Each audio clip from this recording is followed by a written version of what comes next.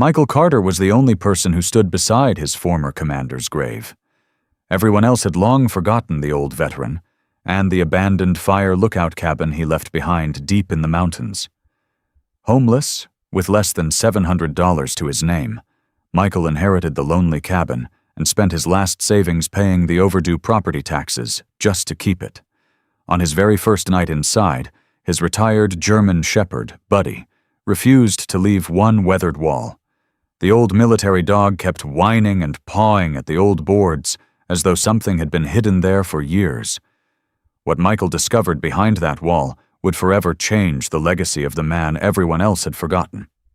If you enjoy stories like this, please subscribe and help us reach our first 1,000 subscribers, and tell us in the comments what city and state you're listening from today. Cold rain drifted through the pine-covered mountains as dawn settled over the forgotten fire lookout cabin. Michael Carter stood alone beneath a gray sky, his calloused hands buried deep inside the pockets of his faded red and black flannel shirt. The cemetery sat on a quiet hillside outside the small mountain town of Cedar Ridge, where only the wind seemed willing to pay its respects. Before him rested a simple pine casket holding Frank Dawson, the man who had once commanded him through the deadliest months of Afghanistan. No wife stood beside the grave. No children wiped away tears. Not a single relative bothered to come. The minister cleared his throat, spoke the final prayer, and closed his weathered Bible with quiet resignation. Michael lowered his head, feeling a familiar heaviness settle inside his chest.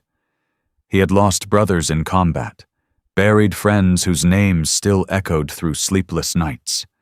Yet somehow this lonely funeral felt even sadder. Frank had survived war only to become invisible. Beside Michael sat Buddy, a 9-year-old retired German shepherd whose black and tan coat had begun turning silver around the muzzle. The large military dog remained perfectly still, ears raised, amber eyes fixed on the casket as though understanding every word. Buddy had served beside Michael overseas, locating explosives and saving lives more times than anyone could count. Years of service had left the dog calmer than most people, deeply loyal, and strangely sensitive to grief. When the final shovel of dirt struck the coffin, Buddy quietly lowered his head. After the service, everyone disappeared within minutes, except an elderly attorney waiting beside a dusty pickup truck. Harold Whitmore was a slender man in his early 70s, with neatly combed white hair, wire-rimmed glasses, and gentle blue eyes that carried the patience of someone who had spent a lifetime listening rather than speaking. His brown tweed coat looked decades old but carefully maintained, much like the man himself. Harold greeted Michael with a warm handshake before removing a thick envelope from his leather briefcase. "Frank never married," he explained softly. "He had no children. His remaining relatives refused every responsibility connected to his estate." Michael frowned while Buddy quietly leaned against his leg. Harold continued, "Frank left everything to you." Michael blinked in confusion. Everything turned out to mean almost nothing, or so it seemed. The inheritance consisted of an abandoned fire lookout cabin high in the national forest, several years of unpaid property taxes, and a handful of worn personal belongings. Harold admitted the family had laughed when they learned what Frank owned. They considered the cabin worthless and wanted nothing to do with it. Michael accepted the envelope with reluctant hands, unsure whether he had just inherited a burden or the final trust of the only commander who had always believed in him. Driving back toward town, Michael could not stop thinking about Frank. At 48, he still possessed the broad shoulders and disciplined posture of a career soldier, though years of physical labor had left his lean frame stiff with old injuries. His square jaw was shadowed by several days of dark stubble, while streaks of gray had begun creeping into his short brown crew cut. Deep lines surrounded his blue-gray eyes, each one carved by sleepless nights, hard work, and memories he rarely spoke about. Since leaving the army, life had become an endless series of temporary construction jobs, heating repairs, and weeks without steady income. After his wife Emily died from cancer 4 years earlier, Michael had quietly sold nearly everything they owned just to cover hospital bills. Eventually, even the apartment was gone. Now he and Buddy lived inside an aging blue pickup truck parked wherever nobody complained. His savings barely reached $700. Every dollar mattered. Common sense told him to refuse the inheritance, let the county seize the property, and keep what little money remained. Yet another voice, quieter but stronger, reminded him of every mission Frank had led, every frightened young soldier he had brought home alive. Some debts were never written on paper. They were carried in the heart. 2 days later, Michael drove to the county office. The woman behind the payment window stared in disbelief as he slowly counted worn $20 bills across the counter. Martha Collins, a middle-aged clerk with short auburn hair, kind hazel eyes, and a practical nature shaped by decades of serving mountain families, hesitated before accepting the payment. "That's nearly everything you've got, isn't it?" she asked gently. Michael managed a tired smile instead of answering. She glanced once more at the paperwork. Most folks would have walked away from that place years ago. Michael looked toward Buddy, waiting patiently outside the glass doors. "Maybe," he replied, "but Frank never walked away from me." Martha quietly stamped the receipt and slid it across the counter. Walking back to the truck, Michael folded the paper carefully into his wallet. His bank account had become frighteningly small, but for the first time since Frank's funeral, he felt strangely at peace. He had not saved a building. He had protected the memory of someone the world had forgotten. The road into the mountains narrowed until pavement gave way to gravel. Then gravel faded into little more than 2 muddy tire tracks winding through towering pines. By late afternoon, the abandoned fire lookout cabin finally appeared above the trees. It stood alone on a rocky ridge overlooking endless forest. Its weathered timber walls faded almost silver after decades of wind and snow. Several porch boards sagged dangerously. One window was cracked, and moss climbed the stone chimney like slow green fingers reclaiming the building. The place looked exhausted rather than abandoned. Michael climbed the wooden steps, every creak echoing through the silent mountains. Inside, dust floated through narrow beams of evening sunlight. An old cast-iron stove stood cold in one corner. Shelves leaned beneath the weight of forgotten books. Everything smelled of aged pine, smoke, and years of solitude. It was easy to imagine Frank sitting there alone after another day watching over the forest, recording thoughts no one else would ever hear. Michael spread an old army blanket across the floor beside the stove, knowing it would serve as his bed for the night. Outside, darkness swallowed the trees one shadow at a time. Buddy explored the cabin with the calm confidence of an old working dog inspecting unfamiliar ground. He sniffed every doorway, every window, every corner, before suddenly stopping near the staircase leading to the small loft. Behind the stairs stood an ordinary weathered wooden wall. Buddy froze. His ears lifted. His body became rigid. He stared without blinking. Michael chuckled quietly as he unpacked a flashlight and a can of beans. "Probably mice," he muttered. Buddy did not move. Minutes passed. The dog ignored food, ignored water, ignored every command. Instead, a low, uncertain whine escaped his throat. Michael looked over once more, puzzled by behavior he had never seen before. Then, without warning, Buddy stepped closer to the wall, raised one powerful paw, and began scratching furiously at the old wooden boards. Buddy's claws scraped against the weathered boards with such urgency that Michael forgot the cold, the hunger, and the exhaustion weighing on his body. During years of military service, Buddy had never barked without reason. never searched without purpose. That discipline had saved lives overseas, and Michael trusted it now as much as he had trusted it beneath foreign skies. He grabbed an old pry bar leaning beside the fireplace and knelt before the wall beneath the staircase. The aged pine boards resisted at first, groaning as rusted nails slowly surrendered their grip. Dust drifted into the beam of his flashlight. One board came free, then another. Behind them was not insulation or empty framing as Michael expected, but a narrow wooden door perfectly fitted into the wall, almost invisible beneath decades of careful craftsmanship. His heartbeat quickened. Whoever had built it had intended for nobody to notice. Buddy stepped backward, without taking his eyes off the hidden door, his tail still, his ears standing high as though waiting for permission. The concealed door opened with a long, tired creak, releasing dry air that smelled of cedar, old paper, and machine oil instead of mold. Michael swept the flashlight across the room and stopped breathing for several seconds. Everything inside looked untouched by time. Shelves stretched from floor to ceiling, holding hundreds of neatly labeled VHS tapes arranged with military precision. Beside them stood dozens of metal film canisters, weatherproof storage boxes, thick journals bound in dark leather, stacks of carefully organized letters, and thousands of photographs stored inside archival sleeves. Against one wall rested 2 professional video cameras, their lenses covered with cloth.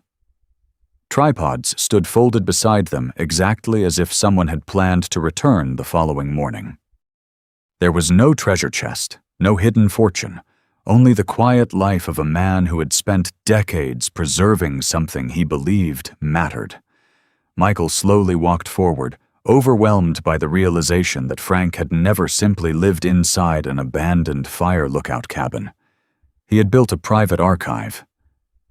Buddy entered after Michael, but did something unexpected. Instead of sniffing the shelves, the old German shepherd circled the room once before, walking directly toward a sturdy oak desk resting beneath a single narrow window. The desk was worn smooth where hands had rested for years. Its chair carried the faint impression of one man sitting in the same place thousands of times. Buddy lay down beside it and rested one paw gently against the lowest drawer before looking back at Michael. The gesture felt deliberate rather than accidental. Michael smiled faintly despite the emotions rising inside him. "All right, partner," he whispered. "Let's see what he wanted us to find." The drawer slid open almost effortlessly. Inside lay 3 items placed with remarkable care. The first was a sealed envelope bearing Michael's name in Frank's unmistakable handwriting. Beneath it rested a handwritten will folded inside a protective plastic sleeve. Under both documents sat a thick inventory notebook listing every tape, photograph, journal, camera, and document stored inside the hidden room, each item numbered and dated with astonishing detail. Michael picked up the envelope first. His rough fingers hesitated before breaking the seal. Frank's handwriting looked exactly as he remembered from mission briefings years ago. Steady, simple, and disciplined. The letter was short. Frank explained that if Michael was reading those words, then Buddy had probably found the room exactly as he had hoped. He wrote that families often remembered a person's possessions only after discovering their value. But Michael had always remembered people first. Frank admitted he had spent more than 30 years traveling through mountain communities, veterans' halls, nursing homes, and forgotten rural towns, recording stories that nobody else cared enough to preserve. He feared the collection might someday be scattered, sold carelessly, or destroyed by people who saw only dusty tapes instead of living history. "You know what service means?" Frank wrote. "Protect this the same way you protected the men beside you." Michael lowered the letter slowly, unable to stop remembering the countless times Frank had quietly placed the safety of his soldiers above his own. Even after death, The old commander had entrusted him with one final mission. The will confirmed everything Harold Whitmore had explained after the funeral. Frank had legally transferred the entire property and everything inside the hidden archive to Michael Carter. There was no mystery, no complicated conditions, only a clear statement that Michael alone should become caretaker of the collection. The inventory notebook fascinated him even more. Every shelf had been mapped. Every tape carried a reference number matched with journals describing where it had been recorded, who appeared in it, and why their story mattered. Frank had even noted which photographs belonged with specific interviews, so nothing would ever become separated. Michael ran his fingertips across the pages, realizing this room represented thousands of hours of work completed quietly over decades. The old commander had not lived as a lonely recluse hiding from the world. He had lived with extraordinary purpose, while the rest of the world simply failed to notice. Buddy rested his head on Michael's boot, sensing the wave of emotion passing through his friend without needing words. Night settled completely outside, and the mountain wind whispered through the pines surrounding the cabin. Michael lit an old oil lamp found on the desk, bathing the room in warm amber light. Shadows danced across shelves filled with silent stories waiting to be heard. Hunger still gnawed at his stomach, and his bank account remained nearly empty. Yet for the first time in years, he felt something stronger than worry. He felt responsibility. Every tape represented a life. Every journal preserved a memory someone had trusted Frank enough to share. If the collection disappeared, those voices might disappear forever. Michael carefully returned the will, the inventory, and Frank's letter to the drawer exactly as he had found them. This room deserved respect before curiosity.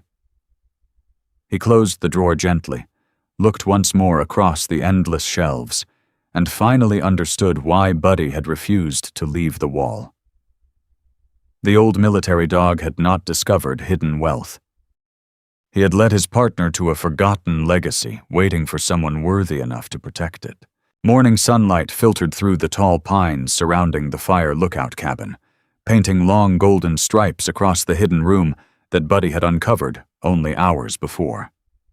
Michael Carter barely slept. Every time he closed his eyes, he saw the endless shelves of tapes and journals waiting in silence. After heating a small pot of coffee over the cast-iron stove, he carried one steaming mug into the archive, while Buddy settled quietly beside the old oak desk. The retired German shepherd watched every movement with calm brown eyes, his graying muzzle resting on his front paws.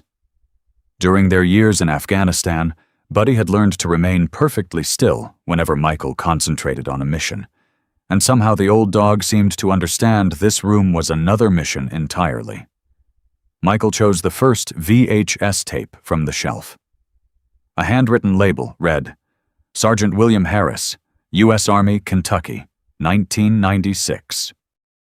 Following Frank's inventory book, he found an old television and VCR stored beneath a canvas cover. Dust coated the machine, but Frank had wrapped every cable neatly with military precision. After several careful attempts, the screen flickered to life. Static filled the room before the image steadied. An elderly man appeared, sitting on a wooden porch beneath a faded American flag.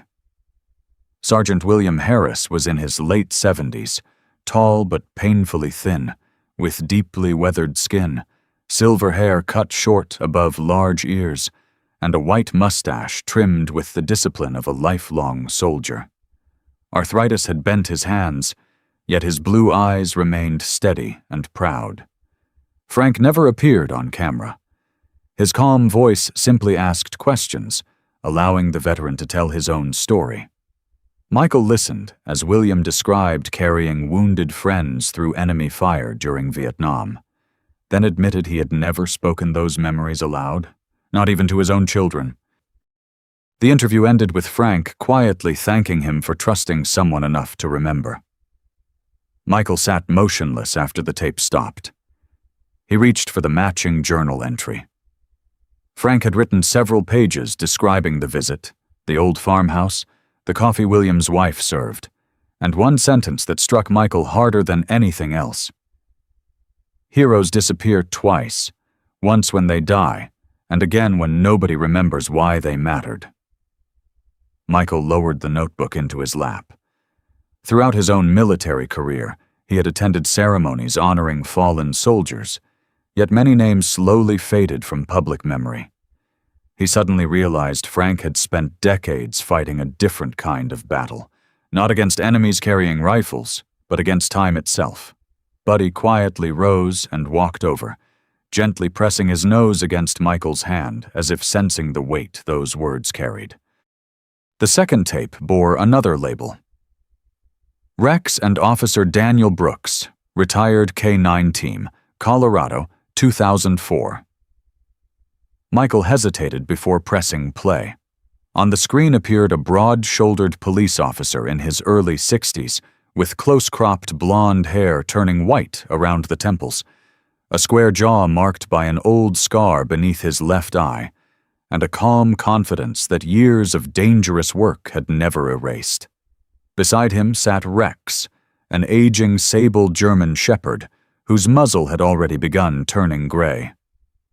The dog leaned naturally against Daniel's leg, watching only his handler, despite the camera. Daniel explained how Rex had located missing children, tracked dangerous fugitives, and once pulled him away from an armed suspect seconds before gunfire erupted. Near the end of the interview, Daniel quietly admitted that retiring Rex had been harder than leaving the police department himself. "People thanked me," he said with a faint smile, resting one hand on the dog's shoulders. "They forgot to thank the partner who never asked for anything." Without thinking, Michael reached down and rubbed Buddy's neck. The old dog looked up, wagging his tail once before resting his head against Michael's knee. Hour after hour, Michael explored Frank's collection. Every tape revealed another ordinary American whose extraordinary story had almost vanished forever. Some interviews captured reunions between soldiers who had not seen each other in 40 years. Others preserved the final conversations of aging veterans only months before they passed away. There were recordings of military working dogs enjoying peaceful retirement after years of service, Gold Star families sharing letters their sons never mailed, and volunteer firefighters describing rescues that had never reached the newspapers. Frank had organized every interview with astonishing care. Dates matched journals, photographs matched locations. Personal letters accompanied many recordings. This was not the work of a hobbyist. It was the life's work of a man who believed forgotten people deserved to be remembered as carefully as famous ones. By late afternoon, the hidden room no longer felt like a storage space. It felt like sacred ground. Michael slowly closed another journal and looked across the shelves, stretching into the dim corners of the archive. Every label represented a family, a sacrifice, a chapter of American history resting quietly inside an old mountain cabin that nobody wanted. He understood why Frank had trusted no one else with the collection. Selling it quickly would be easy. Protecting it would be far more difficult. Buddy stood and walked toward the doorway before turning back as though waiting for Michael to follow. Michael switched off the television, looked once more at the endless rows of tapes, and whispered into the silence. "I promise, Frank. I won't let them disappear." Outside, the evening wind carried softly through the pines while the hidden room waited patiently for its stories to be heard. 3 days passed before Michael decided someone outside the mountain should see what Frank had spent his life protecting. He carefully packed 6 VHS tapes, their matching journals, and several photographs into a weatherproof canvas bag before driving his aging pickup toward Cedar Ridge. Buddy lay quietly across the passenger seat, occasionally lifting his graying muzzle whenever the truck bounced over rough pavement. The old German shepherd had begun limping more noticeably after long walks, the stiffness in his rear legs growing worse each cold morning. Michael tried not to think about the veterinarian's estimate folded inside his wallet. Arthritis medication, blood work, and future treatment would cost more money than he had left. His bank account was nearly empty, and a notice from the finance company warned that one more missed payment could mean losing the truck that had become both his transportation and his home. The only person Harold Whitmore believed might understand the collection was Professor Emily Harper. At 46, Emily had spent more than 20 years researching American military history, specializing in oral histories that preserved the voices of ordinary veterans before they disappeared forever. She stood just over 5'7", with a slender build shaped more by years of hiking through archives and historic battlefields than by any athletic routine. Her chestnut brown hair was tied into a simple ponytail, streaked with a few early strands of silver, while intelligent green eyes rested behind thin rectangular glasses. Her calm expression reflected quiet patience rather than excitement, and colleagues often described her as someone who listened twice as much as she spoke. After losing her father, a Marine veteran, before recording his wartime memories, Emily had devoted her career to ensuring other families would never carry that same regret. When Michael arrived at her small university office, she greeted him warmly, but without unnecessary formality, sensing immediately that whatever he carried inside the weathered canvas bag mattered deeply. Emily watched the first recording in complete silence. She did not interrupt. She did not reach for her notebook until the tape ended. Then she quietly requested another. Michael inserted a second interview, followed by a third. Nearly 3 hours passed before Emily finally leaned back in her chair, removed her glasses, and slowly exhaled. "These aren't amateur recordings," she said softly. "They're professionally organized field interviews."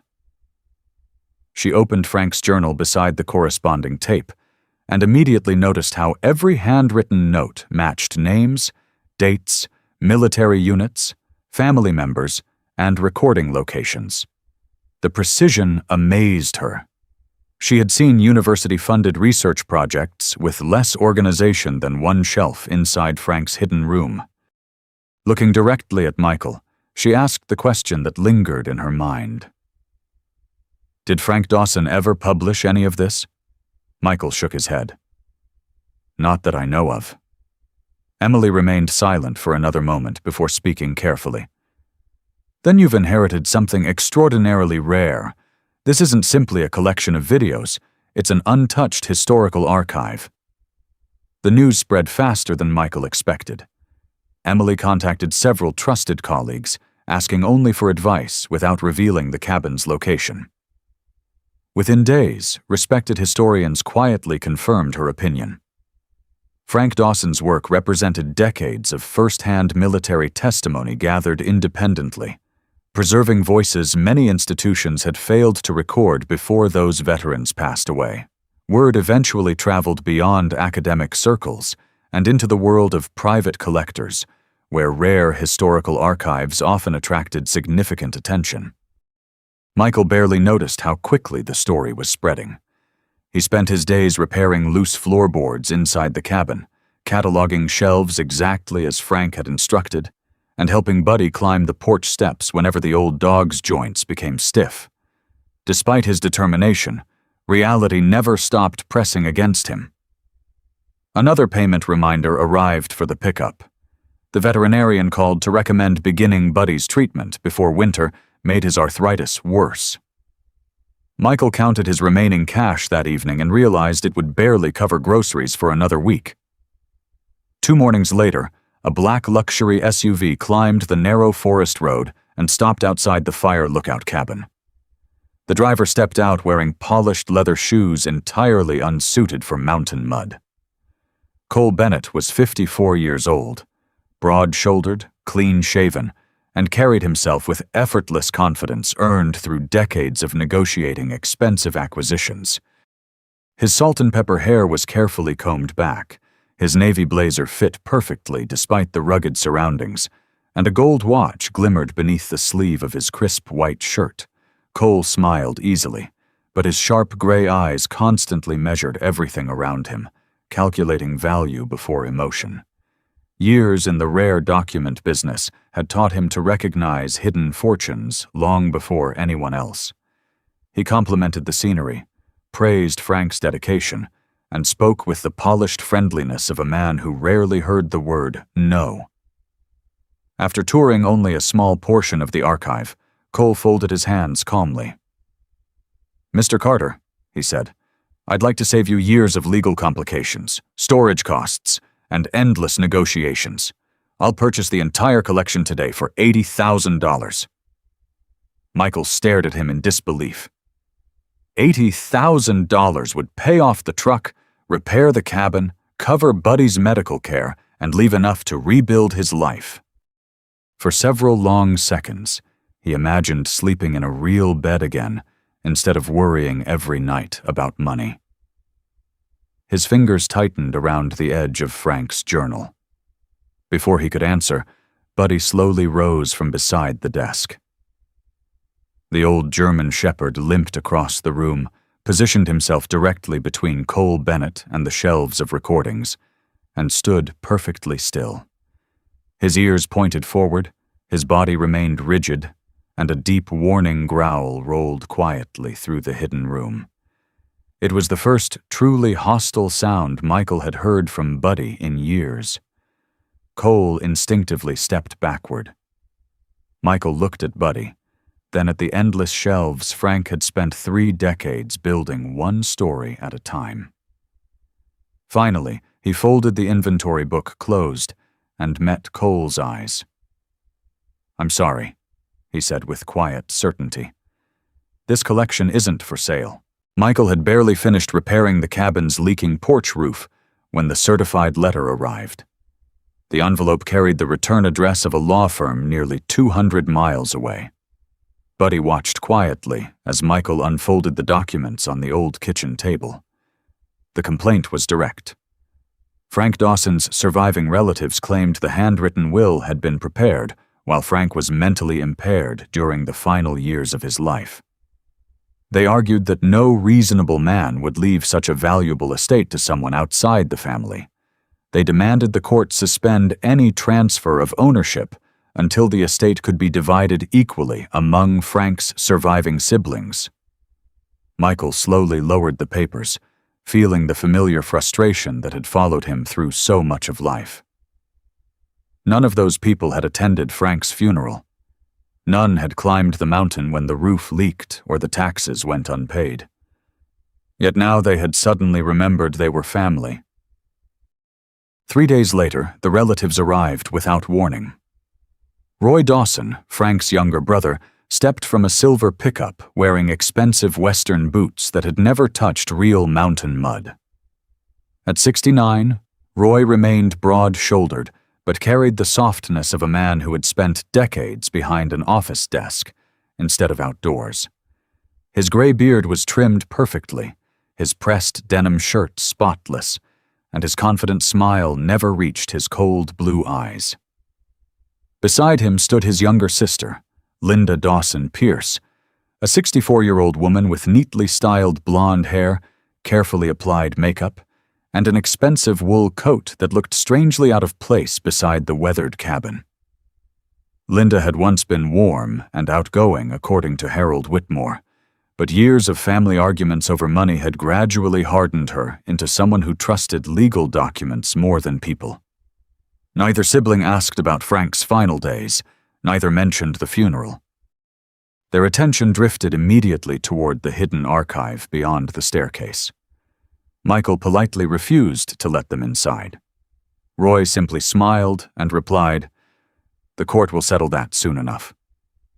After they left, the cabin felt quieter than ever. Michael returned to Frank's inventory notebook, hoping to organize more evidence before the legal battle began. Buddy wandered through the archive with unusual purpose. Instead of lying beside the desk as usual, the old German shepherd stopped beside several unopened wooden crates stacked beneath a lower shelf. He sniffed one crate repeatedly before tapping it gently with a paw. Michael frowned. Those crates had not appeared anywhere in the inventory's first pages. Kneeling down, he carefully removed the lid. Inside lay dozens of neatly bundled envelopes tied together with faded cotton string. Every bundle carried a handwritten year and several names. They were letters, hundreds of them, sent and received over more than 30 years. Michael spent the rest of the afternoon reading. Frank had written to veterans across the country long after completing their interviews. Some letters simply checked on their health. Others thanked families for trusting him with painful memories. Even more remarkable were the replies. Veterans described new interviews they hoped Frank would someday record, updated addresses, corrections to military records, and detailed discussions about preserving history for future generations. Every letter reflected thoughtful conversation, careful planning, and precise memory. The dates stretched almost to the final months of Frank's life. There was no confusion in his writing, no fading awareness, only the steady voice of a disciplined man continuing the work he believed in until the very end. Michael realized each page quietly dismantled the family's accusation that Frank had lost his mental clarity. One envelope especially caught his attention. It contained replies from several veterans who were still alive, thanking Frank for promising that their stories would never be forgotten. Many included telephone numbers and handwritten notes, inviting him to visit again whenever he wished. Michael immediately understood their importance. Living witnesses could testify that Frank had remained organized, intelligent, and actively traveling during the exact years his relatives claimed he had become mentally incompetent. Before he could gather the letters together, Buddy walked deeper into the archive and stopped beside another unopened storage box, hidden behind several camera cases. Inside were carefully labeled mailing receipts, interview schedules, fuel logs, motel invoices, and appointment calendars documenting Frank's travels across America almost month by month. Buddy looked back at Michael with calm brown eyes, his tail giving one slow wag. Michael smiled gratefully. "You're still finding his evidence for me, aren't you, partner?" The old German shepherd quietly lay beside the newly opened box, while Michael began organizing every document that would protect Frank's final wish. The courthouse stood beneath a pale autumn sky, its weathered brick walls carrying the quiet dignity of a building that had witnessed generations of family disputes, broken promises, and difficult truths. Michael Carter climbed the stone steps wearing the same faded red and black flannel shirt beneath his worn work jacket, the only decent clothes he owned. His broad shoulders remained straight from years in the army, but the tension around his blue-gray eyes betrayed the sleepless nights that had followed the lawsuit. Buddy walked calmly at his left side, wearing a simple service dog harness. His black and tan coat had grown grayer around the muzzle, and his stiff rear legs reminded Michael that age had begun claiming them both. Even so, the retired German shepherd carried himself with quiet confidence, never pulling the leash, always watching Michael before anything else. Inside the courtroom, attorney Rebecca Dawson greeted Michael with a reassuring smile. Rebecca was 51, tall and lean, with neatly cut dark brown hair tucked behind one ear and intelligent hazel eyes that missed very little. Years of representing veterans had softened neither her discipline nor her honesty. Her younger brother had died overseas during military service, and that loss had shaped her belief that promises made to veterans deserved to be defended with everything the law allowed. She carefully arranged several boxes of evidence across the counsel table. Frank's handwritten will rested beside the personal letter addressed to Michael. Around them were dozens of journals, bundles of correspondence exchanged with veterans over 3 decades, and several VHS tapes whose handwritten labels perfectly matched Frank's records. Roy and Linda sat across the aisle with their attorney, avoiding Michael's eyes while occasionally glancing toward the archive boxes with open calculation.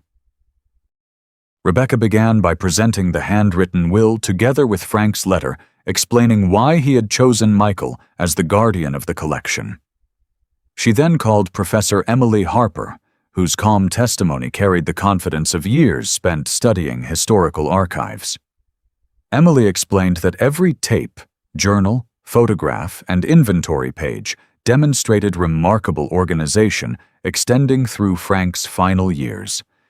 She described how dates, interview notes, photographs, and catalog numbers aligned with extraordinary precision, something impossible for a person suffering serious cognitive decline. The judge listened carefully while examining several original labels removed from the VHS tapes. Their handwriting matched the will exactly. One by one, Rebecca introduced letters Frank had exchanged with aging veterans across the country. Many had been written only months before his death, discussing future interviews, corrections to military records, and plans for preserving history. They revealed a thoughtful man continuing meaningful work until the very end of his life. Several veterans whom Frank had interviewed also appeared through sworn testimony. One elderly Marine described how Frank had driven 6 hours simply to record the story of a fallen platoon that no history book had ever mentioned.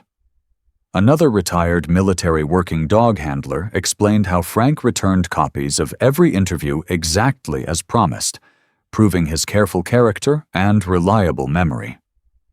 None of the witnesses gained anything from the estate. They came only because they believed Frank deserved to have his final wishes respected. As Michael listened, memories from Afghanistan quietly surfaced without warning. The crowded courtroom faded into echoes of helicopters and distant explosions. His breathing became shallow. His hands began trembling beneath the table. He stared forward, unable to hear Rebecca's voice as the familiar weight of old trauma closed around him. Before anyone else noticed, Buddy gently pressed his shoulder against Michael's leg. The old German shepherd leaned his full weight against him exactly as he had been trained years earlier. Michael instinctively rested one shaking hand on Buddy's neck, feeling the familiar warmth beneath the coarse fur. The steady rhythm of Buddy's breathing slowly pulled him back to the present. Rebecca paused just long enough for Michael to recover before asking whether he wished to continue. He nodded. Rising slowly, he described Frank not as a collector seeking profit, but as a soldier who had never stopped serving others after leaving the army. Michael explained that Frank believed forgotten voices deserved to survive longer than the people who spoke them. He admitted he had almost refused the inheritance because he could barely afford to survive himself. Yet he could not abandon the final mission entrusted to him by the commander who had once brought him safely home from war. After reviewing every document, every witness statement, and every handwritten record, the judge folded her glasses and looked directly toward Roy and Linda. She explained that the evidence overwhelmingly demonstrated Frank's clear mental capacity, deliberate planning, and unmistakable intention to leave the entire estate to Michael Carter.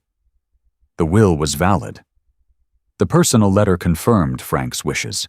The journals, labels, and correspondence established years of careful, organized work. The court therefore dismissed every claim challenging the estate. A quiet silence filled the room before relief finally reached Michael. He lowered one hand onto Buddy's head and gently smiled. The promise he had made inside the hidden archive had survived its first real battle. Winter gave way to spring, and with it came letters instead of lawsuits. Universities requested permission to preserve selected interviews. Museums asked to exhibit portions of Frank Dawson's archive. Documentary filmmakers hoped to license individual recordings that captured voices no one else had ever preserved. Michael Carter accepted every meeting with the same quiet patience Frank had once shown the veterans who trusted him. He refused every offer to sell the archive outright. Instead, each agreement granted limited licensing rights while the ownership of every tape, journal, photograph, and letter remained exactly where Frank intended. The payments arrived gradually rather than all at once, but they were more than enough to erase Michael's debts.